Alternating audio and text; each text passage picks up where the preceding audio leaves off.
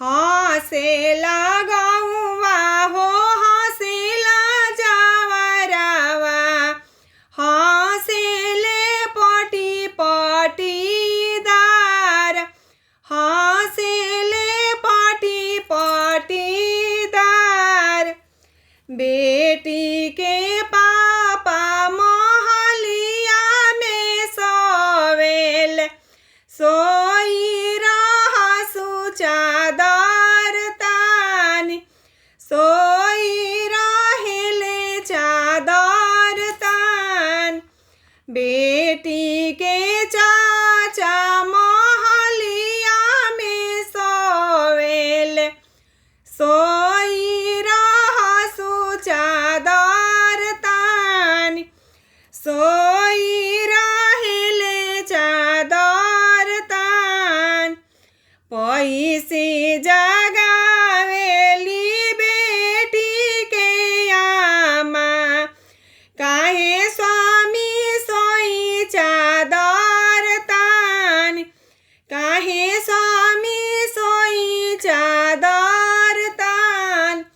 पैसे जगावेली बेटी के चाची, काहे स्वामी जी सोई चादर तान, काहे स्वामी जी सोई चादर तान।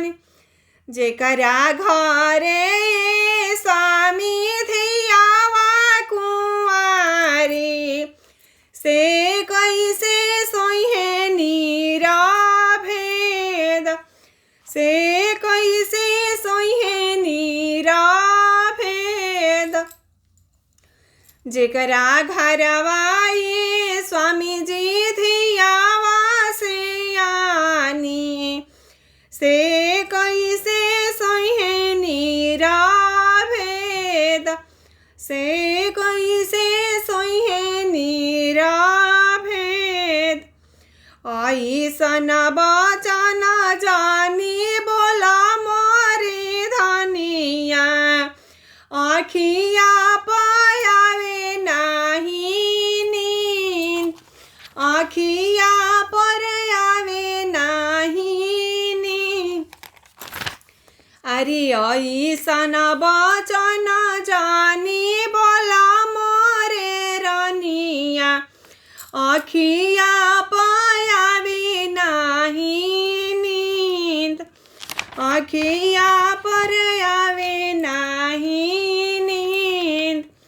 कुछऊ सोइला धनी कुछु रे जागिला, कुछु रे दहे जावा की सोच, कुछु रे तिलकवा की सोच। बिना रे दहेज धनी बर नाही मिली हन, किया बेटी रही हनी कुंवार, किया बेटी रही हनी कुंवार।